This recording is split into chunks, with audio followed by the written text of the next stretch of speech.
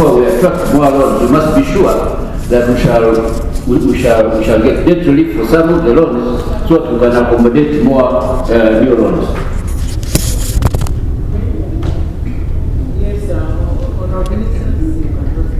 Yeah, thank you so much. Let me respond to a few, then my colleague senior will probably add where I left.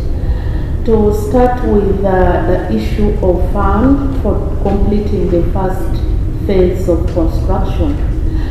I've told Madam Chair that there is a gap of 8 billion, which is not yet with us. And probably my colleague will make a commitment thereafter.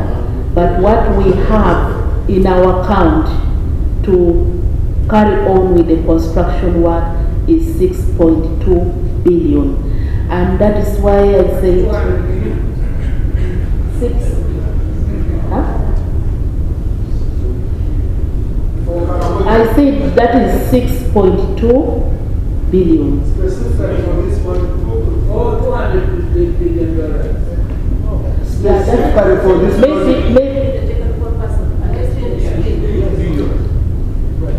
Yes, Chair and honorable members, we did estimates of the remaining works to finalize the first phase of the project, and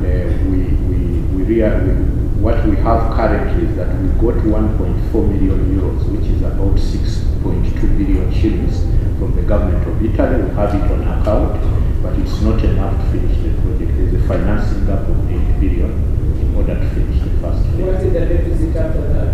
How much is the deficit?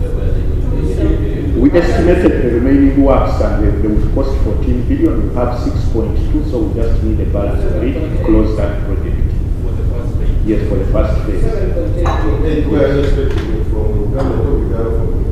From government of Uganda, because the government of Italy gave us, they start with the nominal figure they gave us when we signed the first financing agreement in 2010. They said we shall give you 4.2 million euros. So they gave us all that money. For them, they gave us the nominal figure. So the currency movements from 2010 up to now is not something. So according to them, they covered 100% of the nominal figure that was in the financing agreement. Yes, government of Uganda, we requested, we've been in communication with the Ministry of Finance. Okay. You can guide us since you are in the budget committee.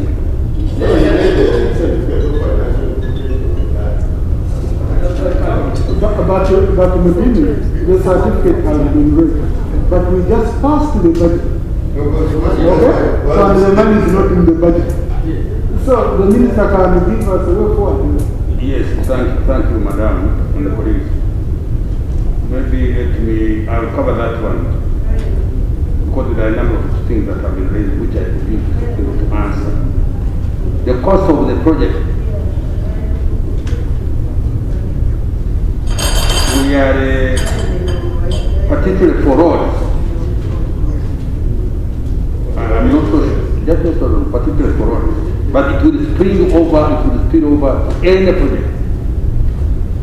We will soon take a decision in cabinet to have an indication of the cost unit of every project. For example, if you are constructing a house, now I realize was amazed that the house of 2 rooms should cost $60,000, which is about 260 million. A 2-bedroom house? Yes. For how many people? No, they tell you 2 bedroom. That is for 2. Information. Madam Chair. Information. Honourable Minister, I want to give you more information. This is real.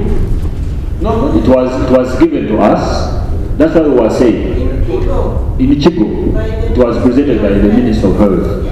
Now, our proposal would be, if they can do that level of 60 million, what about the rest? So don't you think we also need to look at the costings, the details, because we have only identified only one item, bedroom. You might find that they have a toilet of $10,000 and above, or 20.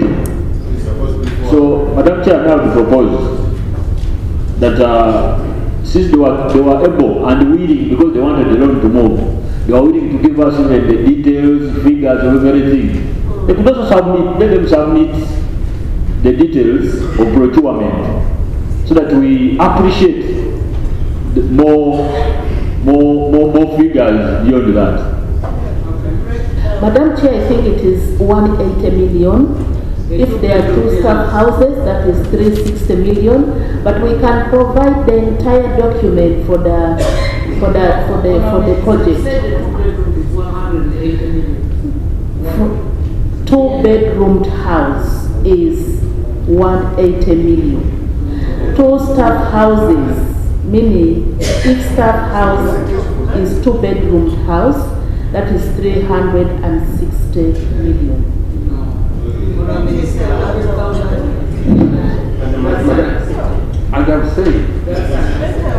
As I've said, we are working out a policy, madam. We have realized it. Particularly the road. And the president is never following our engineers. I'm just coming to I'm developing my point. Here we are talking about hospitals, but it's also the same. We have got so many projects we are doing, and this money is coming from the treasury and from all of us as Ugandans. We want unit costs for every type of construction that we have. So we are at the back of the Ministry of Works to give us the general cost, so that when we will share that information with you. So that if you go out to inspect the project and somebody tells you on your schedule you are talking that this should be 100 million and you find that it's 150 million, then you raise the question. So I thought I should give that information. Honourable Minister, you are saying, are you concluding that before we pass any loan, they should give us those details? No, I'm so that you also add on what the President said. No. Because you also worried. So if you give us a directive, we look at these things also. They submit them, we look at them, we can do some simple calculation and come up with the documents. I think I've not got my point. I said we are still developing. There is a policy which we are developing for Ministry of Works to give us a cost per unit of any construction. It is not yet already put in place. I thought this house should know that. Maybe a few months back, ahead, you can say, Minister, how far have you gone with this policy? Chair, just a direct question which can get a direct answer. What is the mode of procurement for this project? Will it be restricted bidding? Is it open bidding? It's open. Yeah. Then, Madam Chair, Is it open? If the projects where we usually got a problem, are these ones which will come and are solicited, Chinese, what, yeah, but this one, if it's open bidding, competition will solve them. No, but they also will still have the 2-bedroom. Yeah, no, it can be budgeted. That's why I asked the minister, Madam Chair, that's why I asked the minister the question of, if you, for example, budgeted, if you budgeted for 300 million a house and it is built at 150 million, where does the balance go? Because we've already approved the road. That's what I wanted. In other words, what you are raising is there is this, I think I'll use a new word of my role. There is overrunning, post overrunning, this is now post underrunning. But then that money will be saved in the project, to be saved. The project doesn't have to spend each and every coin that we give. If they can achieve the same objective that we started with less cost, then that money comes back. That money comes back to the center and then from Madam Chair, from what Damazuku. Thank you very much, Madam Chair. You're the only one who sympathizes with me. Madam Chair, I think we have to be tidy about some of these things. we keep figures flying, 180 million, 360 million, and then the project is in one place, another place. Why don't we get a uniform figure for some of these constructions? Health Center 3, we know what they are. And we cannot now say, when I have constructed for less, that money remains in the account or in consolidated fund. That is not true. We've seen money finding its feet and going to places. Let us, at least for all these projects, at least for this committee, Madam Chair, let them come up with the uniform costs. Unless you are just making a variation because of the terrain of the place or something else. But a building in Kaberamaido should be the same one like in Mwenge and in another place. Yes, standard houses. Otherwise, we are just playing into the hands of... thank you, Chair. Madam Chair, can I get this clarification? Madam Chair, when the Mazungu said that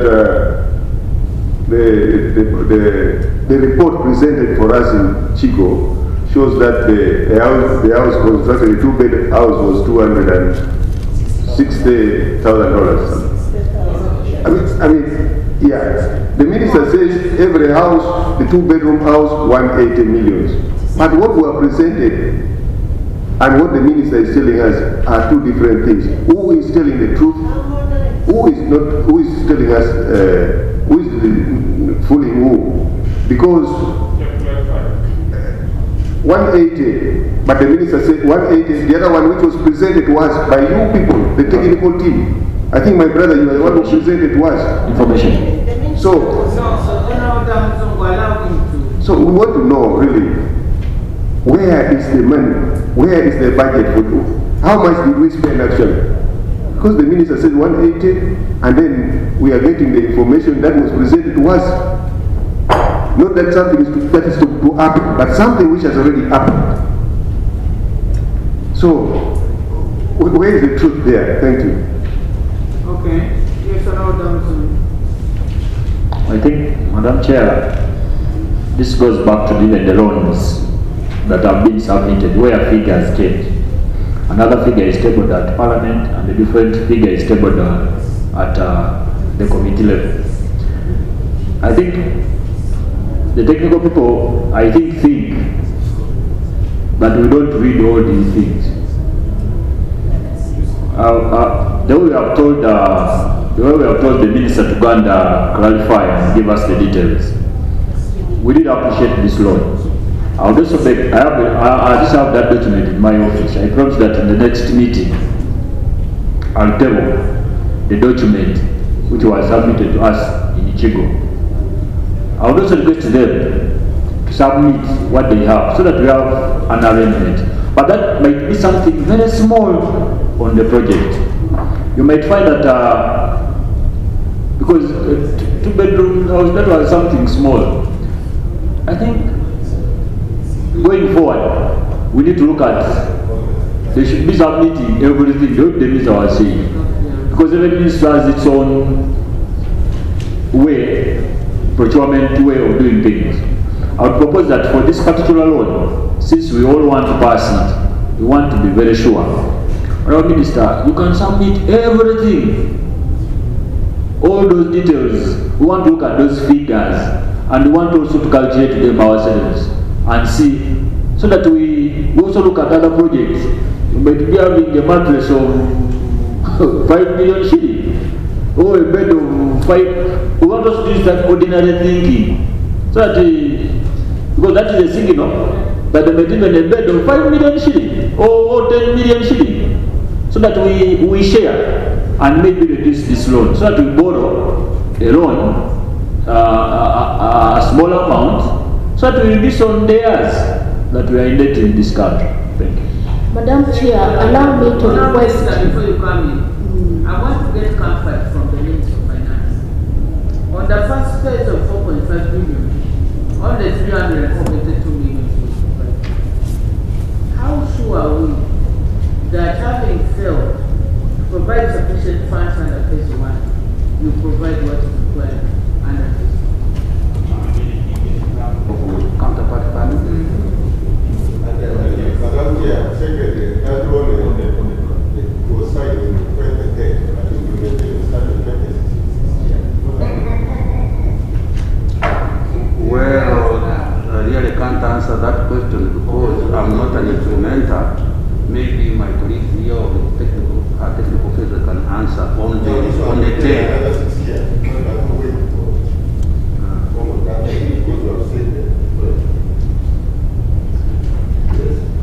Yes, Honorable Chair, Honorable Members. When we negotiated the grant for staff houses in 2010, that was the time when the after effects of the 2008 global economic crisis had not seeped through Europe. What happened is that after signing the financing agreement, Italy went into a recession. And then there was that delay of 5 years in remitting money. And when they looked at the commitments that the Italian government had, the first thing to be cut off were grants. So grants to countries were cut off. They continued honoring loans, but grants were cut off. And then 5 years later, when their economy was more stable, that's when they wrote to us and said, the loan we signed in 2010, let's renew the financing agreement in 2015 so that we can give you that money. So Minister of Finance went ahead to renew the financing agreement in 2015, and in 2016 we were able to pay the first installment of the money. And that showed us that as governments, when they commit to something, they do it. I think the after effects of the 2008 economic crisis could not be blamed on Italy itself. It was a global problem. They had problems with financing. But even after 5 years, they came back to us and said, we committed ourselves and we must provide you this money. And they provided it.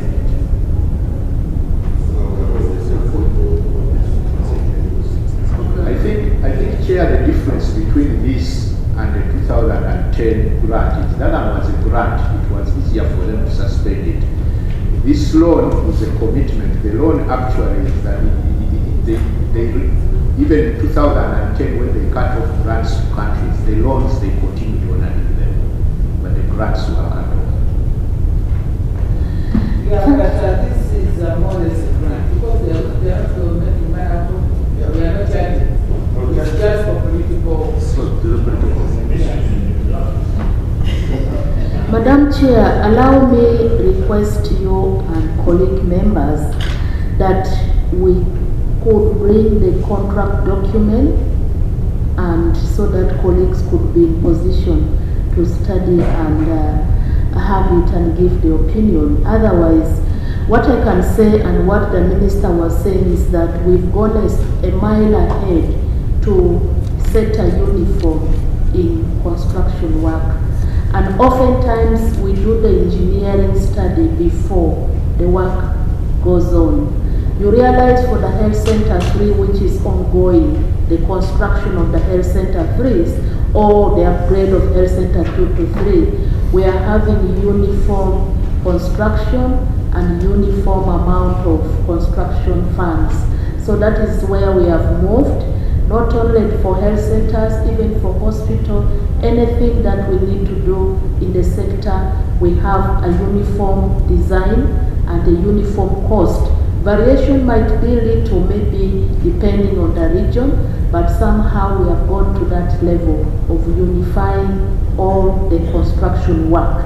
Having said that, Madam Speaker, allow me answer just something about the duration of the construction. But still on the unified costs. They might be unified at a high cost because if you are using $60,000 for a cost of a 2-bedroom house at the uniform cost, I think it doesn't solve it. Yeah, that is where the point comes. I don't know because yeah, that is the concern that we can raise. But the good thing, we work with the technical people, finance, and relevant ministries so that they can advise appropriately. But also the bidding, which if it is open, certainly it will eliminate people who may have to bid much higher. But your concern is right. We may have a uniform design and the money, but it is at a higher level, so that gives room for corruption. Let me repeat, I thought I made myself clear. The Ministry of Works, as Mr. Phil today, they are working under the instruction of the President on realistic unit cost of everything we construct. If it's a house, they will cost it in accordance with per square meter or per square foot, whatever the case. So that if now you went where they are constructing, or they have constructed the house, you will say, how much has this house cost? What is the acreage? What is the acreage? How many square meters or square feet? Then you will be able to enter it within the cost. Then that will give you the cost unit. So we are working on that with the Ministry of Works. This came out on the question of roads. So on one hand, in one road, the cost per kilometer is $1.5 million. On the other one, okay, the engineers were telling us, but you see the terrain may be 4, but really there cannot be such a difference. So we are coming, we will come definitely with the Ministry of Works to after cabinet has approved what we are doing, to tell you in the question on the question of construction, what is government having taken into account many factors, it would be comfortable of the cost of the unit cost of that construction. But information on airports, roads, schools, all that is going to be done, Madam. Madam Chair, some information, Honourable Minister. Yes. In the financial year 17-18, Parliament gave extra money to Ministry of Works for that. For that website? Yes, for that assignment. Because Engineer Chief Engineer Bagoza was saying, I want to establish that unit in 17-18. Because it was raised on the roads and say why it cost that. So why can't you share with him even the money which was given? What has he done? And we saw he has done it. I'll find out, Madam. I'll find out, and then I'll find out also. Okay, thank you. Madam Chair, the Minister of Health was trying to answer our questions, and after answering, the Minister would also answer some of the questions we raised. It would not be better for us to give her to finish our answers with our questions, then we give the Minister to answer as we proceed. Thank you so much, Madam Chair. I think most of the questions are really surrounding the cost. About the placenta pit and the medical waste management pits, those are also the cost which we need to look at it critically. The Minister has just said. But can't we spare borrowed money from funding? Yes, we are going to look at it, really, because also the technical person has said that. Then about still on the weak construction, it still goes back to the costing of the intervention. We have already talked about the cost of the 2-bedroom house, which goes back to the same thing. Madam Chair, the duration of intervention, which in the document is 36 months, but actual implementation is 24 months. The 12 month is meant for the defect liability period. So we hope within 24 months this work should be over, completed. Concerning a beam hospital, this is a very crucial issues that have been raised. I personally fell for it when my colleague was discussing the issue. For now, I cannot give a response, concrete response here, but I'm taking back to my ministry and we will discuss that matter and give your committee a response, because it is issues to do with committing renovation, construction, major money. So we will discuss that at our ministry, maybe together with also the Ministry of Finance. Then we look for a way forward. Madam, there was something concerning the money. I've already talked about it. what is available and the gap which is there. And of course, the last question which members raise critically is about the issue of face mask, which I must thank you for putting the keen interest and seeing to it that people are protected from this coronavirus. Madam Chair, I want to say that the President's address of yesterday, certainly, he put a strong remark on the use of masks for the entire country, and this was based on science. This was based on science in the sense that the mode of transmission of this virus, as you cough, as you sneeze, you don't sneeze out in the atmosphere, but you may be next to the next person. The distance between you and somebody may not be between 2 to 4 meters. When you sneeze, it may go up to 4 meters. When you breathe in and out, it may go beyond 1 meter. And that calls automatically to protect one another when we're in community. And the use of face mask is based on scientific mode of transmission of this virus. This is a new virus. There is no professor who can claim that I went to China, I studied this virus, I can advise the country. There is no professor who can tell us that this virus we should not use face mask. We are all getting to learn from the previous countries. We are also having our own scientists who are studying this virus and telling us that probably the particles or the molecules of this virus cannot be transmitted through the face mask which is made out of cloth. So that is what I want to say. A lot of social media information, but professors are built within country. That is why I want to make it clear that we are every day advancing when we have the virus. 2, Madam Speaker, Madam Chair, the use of the face mask is not in isolation. The President made it very clear. It should not mislead people. We use face masks in line with other parameters like hand washing frequently and keeping social distance. Number 3, the President made clear the types of the face mask. We have the N95 to be used in isolation rooms and for removal samples from people with suspected COVID-19. The other type of surgical mask is the surgical mask, which should be used in a hospital setting, clinics, health facility, and the procedure. Then this other one, yes, that one. Yes, we are now using, yet we are not. This is even supposed to go to isolation.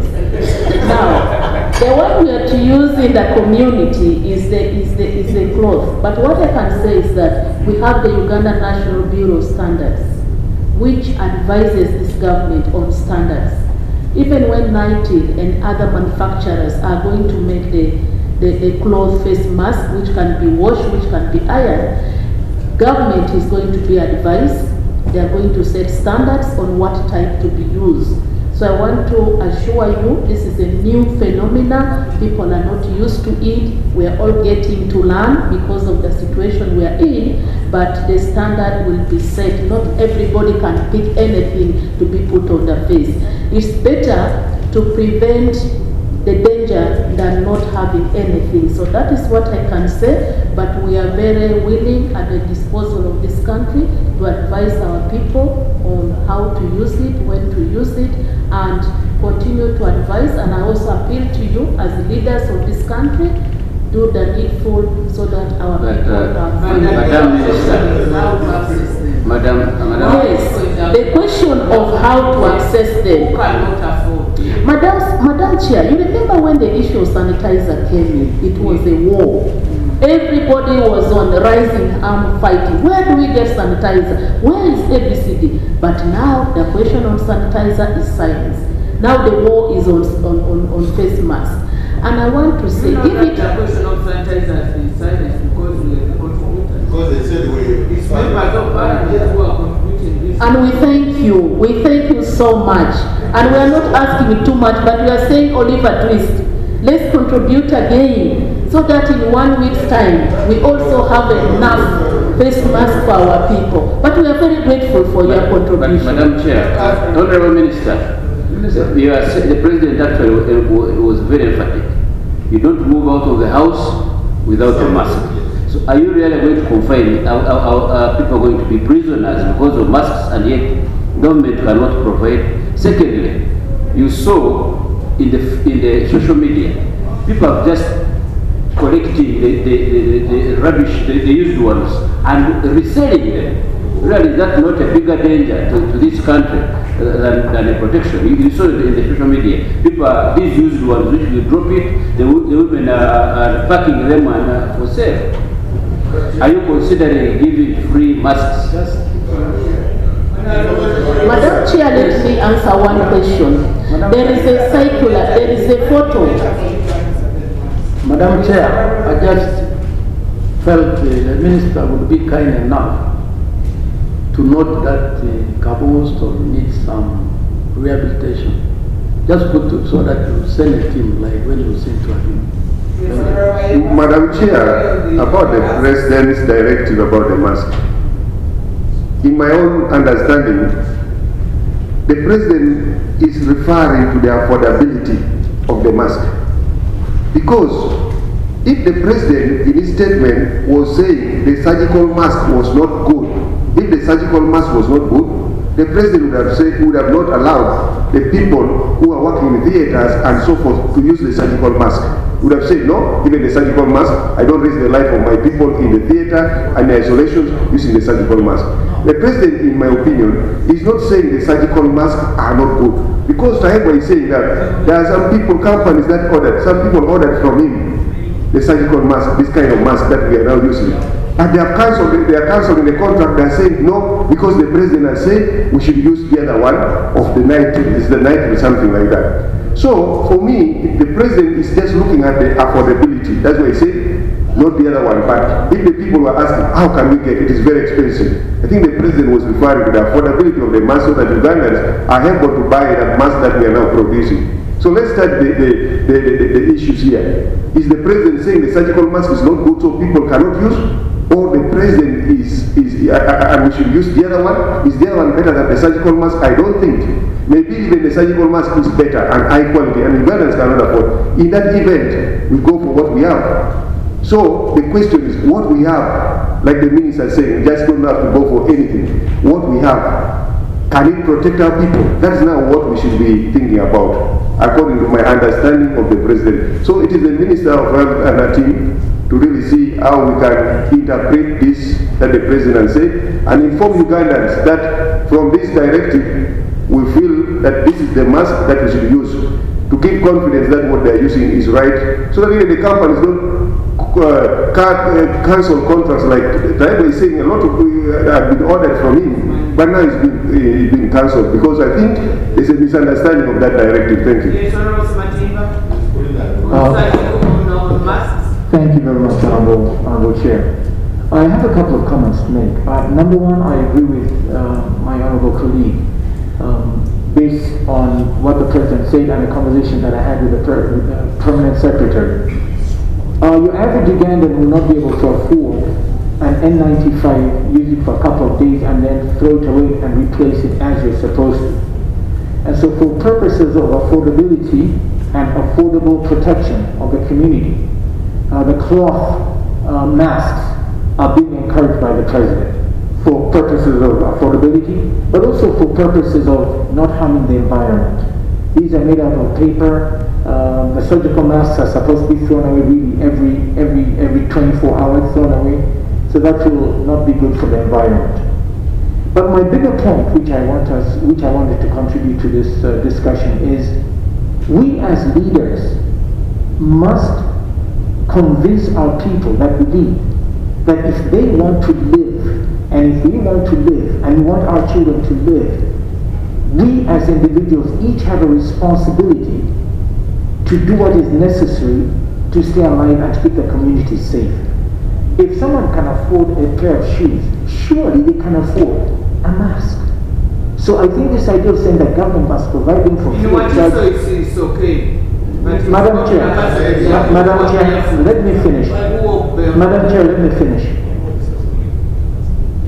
It is not sustainable to expect government to take on the responsibility of providing masks for everyone. And yet, as individuals, we can afford them if they're affordable. If the mask can be made at about 2,000 or 3,000 shillings, it's affordable. And that's my contribution as assembly. Thank you. Thank you. Honourable Minister, really to save youth labour. What members are saying here, take the message, please, Mr. President. We need an interpretation of this statement because it's causing confusion. And for the traders, one of the sectors he said is doing well now. Traders in these various items, they are losing money. So if you could come up with a general clarification, all you agents, you can come up with a general interpretation, why they publicize on all the media, so that people know what to do. But if you tell us now, we will not be able to disseminate the information to the whole country. Yeah, that Madam Chair, Madam Minister, summarize. we read so many donations of these things.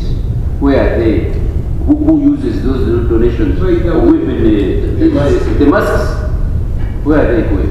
Thank you, Madam Chair. I think the donations, the priority is the health centers and health hospitals across the country. And we've been giving this to the health workers. We've put a protocol where to wear face mask, where not to wear face mask. You realize right from triage, right from assessment, they are interacting with the patients, so they put face mask. Now, the question of putting face mask, the one which is cloth versus surgical. These are new phenomena, as I say. These things are meant for hospital. What we are putting is ideally supposed to be in a hospital setting. So, besides that, the cost of even a surgical mask, it's not as cheap as we think. I don't know of it, but it's costly. 3, you realize most of these things we even get out of the country. They are not made from here. Now COVID has given us opportunity to see what we can make within our own country. But leave alone that, the environmental friendly, that environment that you think you are not in a hospital. I think the whole thing is not that surgical mask is bad. That surgical mask existed before COVID-19. The hospital people have been using it in theater, they have been using it in all forms in the setting before COVID-19. So nobody can come now and say that the president said the surgical mask is bad. No. That is a gross misinterpretation.